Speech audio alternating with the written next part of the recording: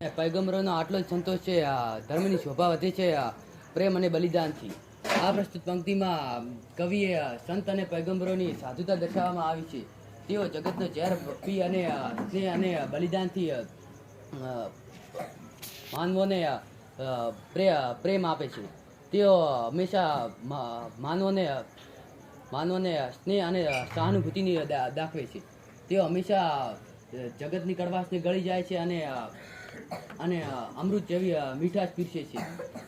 તેથી જ સંત અને પૈગંબરોનો આટલો જ સંતોષ છે.